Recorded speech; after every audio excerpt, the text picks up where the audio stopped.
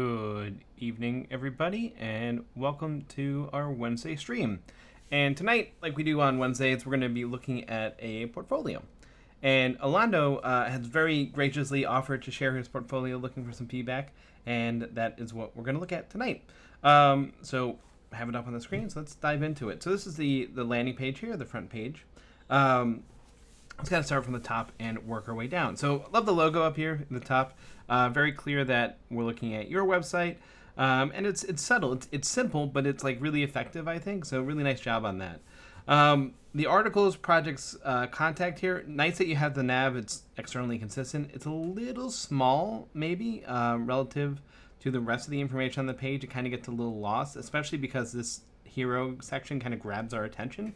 So I would maybe consider making these a little larger, maybe consider making them bold, or even maybe giving them a similar treatment that your logo has. Maybe it's the same typography, the same font weight, maybe not the same letter spacing, but just something to kind of make them stand out a little bit more. Really help me orient myself on the page so I know what your portfolio is all about. Scrolling down the page now, so right away we see your toolbox here. And I think that's great. It's really nice information to highlight your skill set. I don't know if it's the first piece of information I would highlight, though. I still don't really know who you are or what it's about. Normally, at the top of a portfolio, what we get is like a unique value proposition. Who are you, and like what separates you from all the other developers out there in the world? That's what I really want to know when I come to somebody's portfolio. And yes, the toolbox is important. I want to know your skill set, but I want to know who you are as a person first. What makes you unique? What makes you special? Why would I want to work with you? And so that's why you typically see those comments first and foremost up at the top. So I would consider maybe adding some content like that, just introducing yourself. Who are you? What makes you unique in a sentence or two, and why should I continue reading? What's the hook to really grab my attention here? So that would kind of be my consideration here. But I love this kind of graphic here. It's really simple, but it's nice. It's kind of catchy. It's that sort of modern pattern design. It's kind of a little gradient going on here. So I think it's very effective. In terms of the implementation of this toolbox here, it looks like this is not perfectly center aligned, and that's kind of throwing me off a little bit because we've got 3 on the right, 3 on the left. And there's this it's kind of offset a little bit, and I'm wondering if that's because there's some extra padding on this last element here. Maybe we could take a look. Yeah, it looks like maybe something's going on there with the padding. We'd have to figure it out. Or the width. I guess the width is what's going on. So maybe that's not the issue. Maybe it is just the font, the size of the individual text themselves. So that's just something that's kind of throwing me off, and I would work on maybe tweaking, maybe adding a little margin or something just to kind of offset it so it looks more visually centered as opposed to like actually mathematically centered. Because sometimes that's more important than the actual like, oh, well, it's lined up mathematically according to the grid, but it doesn't look lined up. So that would just be something to consider in your toolbox. Scrolling down a little bit, so we've got the about, stuff I've written, stuff I've built. I love this little like line underline. I think that's such like a nice touch. It's interesting though, you're using this kind of blue color, which is different from the coloring up here, and it works, right? So blue and orange are complementary colors, and so I think that's a fine approach. Generally speaking, though, we kind of have one primary color, and you're already kind of, well, you're working with the gradient here, so I think that's okay. But I think that's a really nice touch. And I think the color choice works really well there as well. This is, I think, really well written. I enjoyed this. One kind of tweak I would make is I would consider left aligning your text. And in fact, I would consider left aligning all of this information here.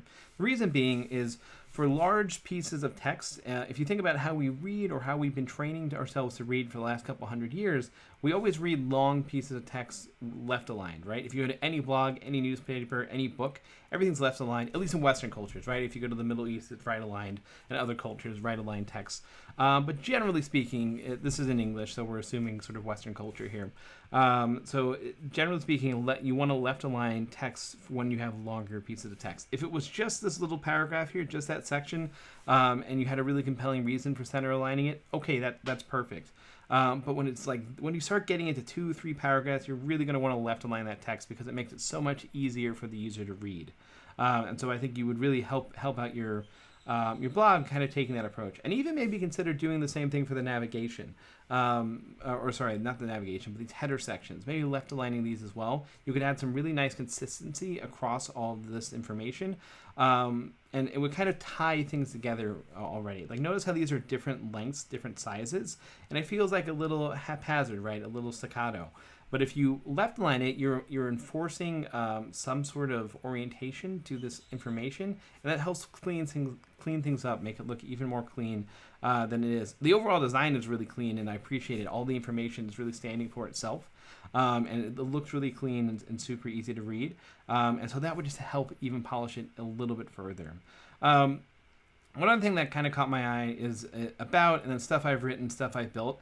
I think that's fine, but I feel like you're selling yourself short here. It's really impressive, I think, when somebody has written articles about code and highlighting the things that they've worked on here. So maybe instead of like stuff I've written, it could be like my latest articles, my favorite projects, just something that really sells your work, as opposed to just kind of being a little blasé and being like, oh, this is stuff I did, right?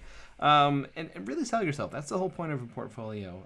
So to really take that header as an opportunity to sell your work, as opposed to just feeling like this is what I have. I think that would be really helpful as well. And looking at the stuff I built, and actually I guess the articles as well, a little bit more of a description here would be super useful. Maybe like a little bit more context here. So if you look at like let's look at like buffer.com. Let's look at their blog real fast. There we go. We just gotta go to blog. So they have like these little previews on their articles up here, and so you get a sense. Okay, the title's important. I understand what the article's about, and they just give me a little bit more context, so I kind of understand what I'm getting myself into when I'm reading, and so that would help the user understand. Okay, what is this article about? Do I really want to invest all my time and effort into this, or do I want to read something that's more engaging, that's more aligned with my interests? And I think the same thing. You should be doing the same thing with your projects, right?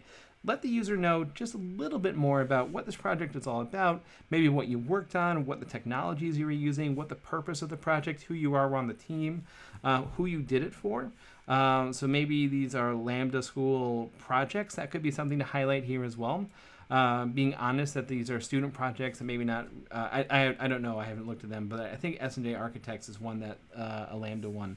So really highlighting that these are more student projects as opposed to professional experience, and being honest with the work that you've done, I think would be super important. Not that you're not being honest. I'm not saying you're dishonest. I bet if I look in here, oh, personal project. Okay, cool. So this is awesome. I thought that was a Lambda one.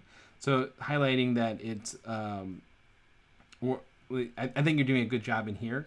Yeah, previous client of mine, that's awesome. So you're doing it here. You've got this little snippet here. I think if you brought it out to a little bit of this out to the landing page and really help the user orient themselves and pick and choose and make a decision, you're going to have much more effective content here.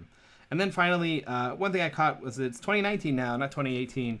And this is really frustrating sometimes, just because you don't want to have to go in there and make a commit every time you're updating it. So sometimes I'll just use like a little inline JavaScript, just kind of say like, okay, get me today's date, and just kind of set that there. That's worked for me in the past. If I'm using PHP or something like that, I'll actually use like Carbon or something like that. That way it's dynamic, and so I just set it and forget it, and I never have to worry about it again. And then your social icons over here, I like the hover effect. They're just really close to the bottom here, and they don't seem center aligned or even baseline aligned or anything with the copyright over here. So that would just be one other thing to kind of consider, maybe making these a little bit more center aligned, horizontally aligned, so they just look a little nicer. Alrighty, so we've taken a look at sort of this landing page here, and I think it looks really nice. It's super clean. The information's good. It's just taking it to that next level, giving it a little bit more of that visual polish. So let's look at these articles here. Yeah, I think this is nice articles. I love seeing articles. They're super fun to see. Lambda School, awesome. This all looks great. And so a couple details here. Again, stuff I've written, maybe kind of saying my articles or my blog posts, however you want to phrase it. Just make it, you're selling yourself on your blog as opposed to just having it be a collection of the things you've done. So again, keep that in mind. And then also it would be nice if like this was like bolded relative to the other items to kind of reinforce to the user, or underlined even, or a different color, just to reinforce that you're on this page. I think that would be another kind of design thing to help the user essentially navigate themselves through your project. And again, like we were talking about, just a little more of a description here, like, okay, Google sign in, callback, not fired. Maybe I'm interested in that. Lambda Labs, if I didn't know what Lambda School was about, I'd be like, I'm curious. Maybe I don't know what that is. A little more context without clicking into the article might be helpful for me as well. So that would just be my suggestion there. And then I think this is fine in terms of text hierarchy and just your information architecture here. Everything looks really, really nice. Kind of having the years on here would be kind of useful because it looks like this is probably 2018 and this is 2019, and I had to make that guess for myself. So that would just be something to consider because you do have content stretching over multiple years. So that might be another thing to add. The day, the date, like the time, the day of the week, probably less important. Maybe it's important in like the first 2 weeks. But over time, I really only care if this article is still current. So that would just be more of like a time, like a normal date. So the 24th, 2019 or whatever. Let's take a peek at one of these. Let's look at the first one. Alrighty. This looks pretty nice. Again, I would really think about left aligning this text. I think it will really polish it up. And for that, all the reasons that we talked about earlier, if you read long form text, if you open any newspaper, any other blog, anything with long form content, everything is going to be left aligned in Western cultures because that's how we read long form text. And there's actually a scientific reason for it as well. So if we're reading along here, right, we're reading this first line, and then all of a sudden we have to come back to the second line because it's slightly indented. Our eye tracking, when it comes down to that first line, we've got to refine where that is starting for us. So that's called like a saccade, right, where our eye is tracking the words. And when we get to the end of the line and come back around, we've kind of got to go ahead and spend the mental processing and time to go back and find that next line. Versus if everything is left aligned, we always know where the beginning of the paragraph is starting or the beginning of the next line is starting. So we don't have to spend that extra mental processing, right? We just go, boom, right back to the beginning of it. Let's change that. Let's actually look at this. If we left align it, I think that'll help here. Let's just go ahead and say text align left, right? Look how much cleaner this looks already. Look how, like, it just that, right? It looks so much more polished and so much more put together, right? And now my brain is not doing that extra processing. I'm done with that line. Boom, I'm back to the beginning. I don't have to go find it. Even though it was just a little offset, a little different, all of a sudden this becomes so much easier for me to read. So that usability really improved. And it looks like we're kind of maybe doing something similar over here. I'm not sure if this is like in your actual like writing or if there's some styling going on here, but left align this as well. And I think that will really, really help you out. I love the share links down here. Love having Discus in here. It's super awesome to have that integration. You can have that conversation. So like from a technical perspective, really, really cool to see that you've added in that functionality there. So that's, I think, pretty awesome. So, but overall, that would be the tweak that I would look to make. So let's go. So we kind of looked at articles here. Let's take a peek at projects. Oh, and this looks like an SPA, so it's probably not going to, there we go. I had changed the CSS, so we'll refresh it to make sure we're in the right setup here. And so very similar to the articles here, I'm kind of looking at these going like, okay, these sound like cool projects, but like what were they all about? What were they done? Like what was done for them? And I think if I click into them, you do have this wonderful content here. So maybe just like taking this first sentence and just giving us a little bit more information, a little bit more context about what we're looking at will really help somebody be able to say like, oh, okay, this sounds like something that my company is working on. So we're going to want to talk to Alando and see if we can hire him for the work here. So that would be just something to keep in mind as well. And hopping into it here, this all looks really good. So here, I think you're kind of on the fence, right? If it's like 3 lines like this, maybe center aligning it. You've got this content up here. I don't see a huge deal with having this center aligned. It's not tons of content. If you had like multiple paragraphs, I'm trying to see if one of them like has tons and tons of paragraphs. Like this is starting to get on that line, right? Where you're like, okay, this is a lot of content. Maybe I will left align it. And left aligning is safe, right? You're always going to have that readability benefit. And so it's a safe option if you're kind of on the fence. So maybe consider it. But I'll leave that up to your judgment here. Nice. I like the image in here. Just a little bit more of a preview with a portfolio here. This is great, kind of having this information here.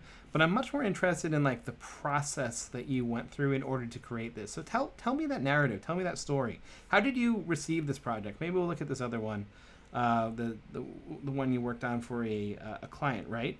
tell me the story. Did they come to you? Did you approach them? I want to. Were you outgoing and motivated and ambitious enough to go and source this project yourself? How did you negotiate with them? How did you come to the conclusion that you're going to use WordPress to build the site? And then how did you work with them and really improve the company's SEO results? Like what was that benefit? Did you increase traffic by 10% to that company? That would be incredible, right? That's something you really want to highlight. What was the end result that you got there? So really focusing on the case study, the narrative, the story behind the project is what I would like to see as a hiring manager. So definitely something to keep in mind here. I think having a little context is great, and then I can come over here and see the project itself and take a look at it, and it looks phenomenal. But I want to know the story behind it. I want to know what you were considering and what you were thinking, and how you actually went about creating this. So that's what we're looking for in those portfolio pieces, that case study. But this is looking like a great start. You've got the information here. Now it's just polishing it, taking to that next level. Let's look at contact here. Let's look at the last little bit here.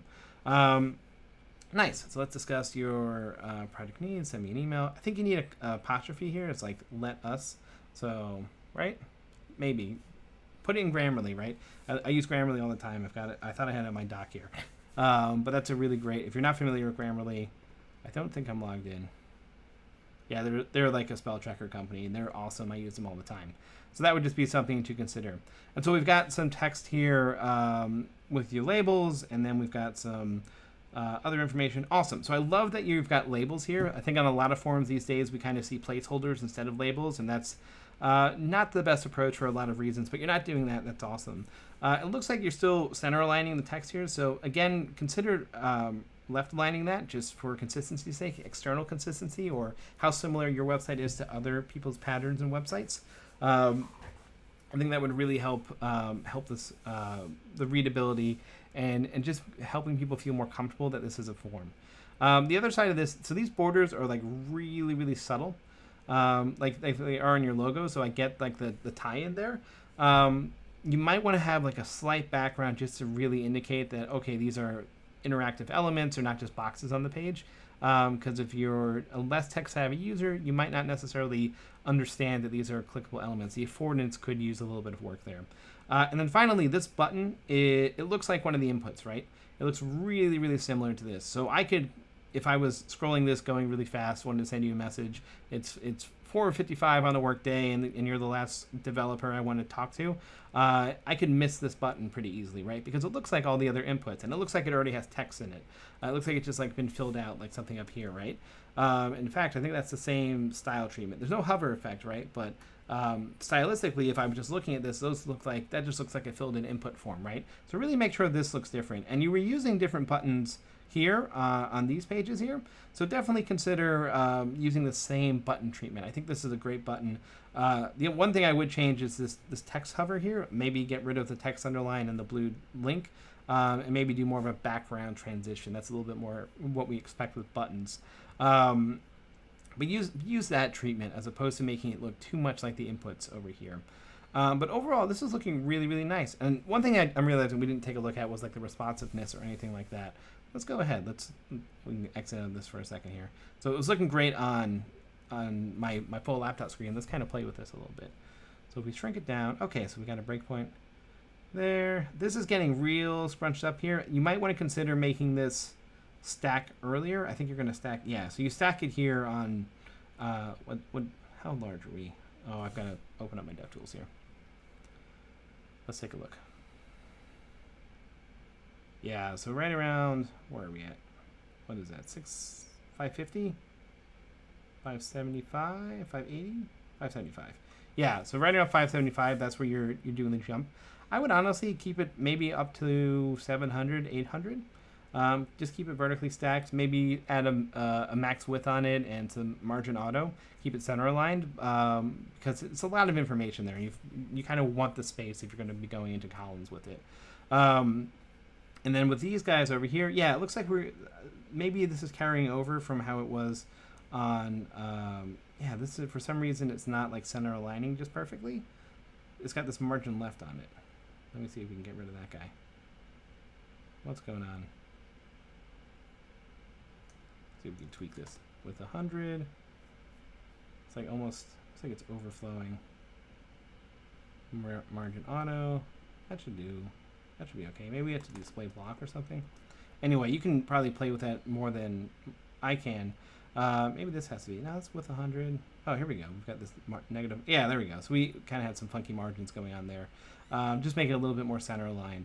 And then consider also, like we were talking about earlier, right? Is the toolbox the first thing you want to leave off with? The first thing that you want to introduce yourself about? Probably not. That's like secondary information. I want to learn about who you are, what value you're bringing to the team. And that's your unique value proposition or your UVP. And again, I think some left alignment here would go a long way towards cleaning this up, making this feel a little bit more polished and even cleaner than it already is. I love the clean design that you have going. And then finally, it looks like you've got this hamburger nav here, around 575. You don't have a lot of navigational items. I don't think you need a hamburger navigation. Now, I could be, this is your choice. For usability reasons, we tend to stay away from the hamburger nav because if I came to this website and I didn't know what this icon meant, I wouldn't know that there's more information out there. I wouldn't know about your articles or your projects or the chance to contact you. Versus if I come to this page, I'd be like, oh, I could find these. I could stumble upon these, right? This information is here. It's like a signpost, right? If you're walking down the street or the highway, if you're driving down the highway, you see signs and they tell you, oh, I want to go to this village or this city, right? And same way with your navigation on your website. Those are signposts for your users. You're telling them what they can go explore and what they can go see. And with the hamburger nav, you're basically taking all the signs off the road, right? You're hiding the signs. And imagine how hard it would be to drive your car with no signs. I know we have Google Maps these days, but it would still be pretty tricky, right? And that's what we're doing with the hamburger nav. So that would just be my one little tidbit. And so if you had like 30 navigational elements or something, I'm exaggerating, but a lot of navigational elements, then we could have a conversation around that, or how do you highlight the most important information and maybe hide some more supplementary information. But you only have 3 elements. I would consider making your logo a little bit smaller, and then you have plenty of room for your navigation elements, or even stacking it, right? Center align this, put the nav below it, kind of like right down here, and you'll be in really great shape. So that would just be another way you could kind of think about it. And that's real simple with Flex, right? You just do Flex column, item center, right? And then once you get to your breakpoint, Flex row, and you take away the item center. Or you can leave it, actually. That would work both ways, right? And you're good to go. So that's real simple CSS, and you can make that pretty responsive really fast. But overall, this looks like a really wonderful website. And I'll refresh it because we did some, finagling there with the CSS. So you have the foundation here. It's a really clean aesthetic. You have the content. It's just polishing that content, really focusing on those case studies, because as hiring managers, that's what we want to see. We don't want to see the description. We want to see what was your thought process? What were you thinking? What were the challenges that you encountered? How did you solve those challenges? And then what results did you deliver? Like, yes, there's something to be said for delivering the product itself, but what did that product help your team achieve or your company achieve, right? Because that's the end goal. And if, as a developer, if you can communicate not just that you can push code and you can write lines of code, but the value your code is delivering to the business, I would hire you in an instant. I think most hiring managers would go, wow, this is a special person. We want to talk to them, and we really want to understand how we can get them on our team. So that's how you 10x your case studies, really focusing on the business value you can deliver. But overall, the rest of the content's here. Love the articles. Love that you're writing. Always super fun to see writing in technology, especially as you're learning, right? There's always somebody who's farther behind than us, who's learning new things that we learned 2 weeks ago, and you can write the best blog article in the world for that person, and they will probably see tremendous value in it. So I love seeing that you've got your blog going. And this little about snippet I thought was really well written as well. So the writing is here, the design is here, the aesthetic is here. It's just these little things to polish, really thinking about that narrative and thinking about that case study, those case studies a little bit more that are going to take this to the next level, and really land that job for you. So awesome job. And thank you so much for sharing with us. We couldn't review and give feedback on portfolios without you guys giving us portfolios to look at. So really appreciate it. So thank you so much, Alando. for sharing with us. That was our only portfolio for tonight, so we're going to call it a little bit earlier than usual. So thank you all for tuning in, and as always, this will be up on YouTube once we're done recording it. So we'll get that up there, and hopefully if you have a portfolio you'd like me to take a look at, or even a website, some sort of code you've written, some sort of interface, some user experience you would like some help with, feel free to shoot it my way on Twitter, or on Twitch, or wherever you can reach out to me, and I will be happy to take a look at it. So I do that on Wednesdays. Saturday mornings, I'm actually working on my portfolio, so we're in the process of coding that. We did all the design work already, so we're actually implementing it now, and then we're going to finish that up with some content polishing and really working on those case studies a little bit more. So that's on Saturday mornings at 10 o'clock Central Time for 2 hours, and then Wednesdays I do it at 7 o'clock for about an hour if I have portfolios to review. So send me your portfolios. I'd love to take a look at them. So thank you again, Alando, so much for sharing with us. Have a wonderful rest of your night, everybody, and we'll see you on Saturday.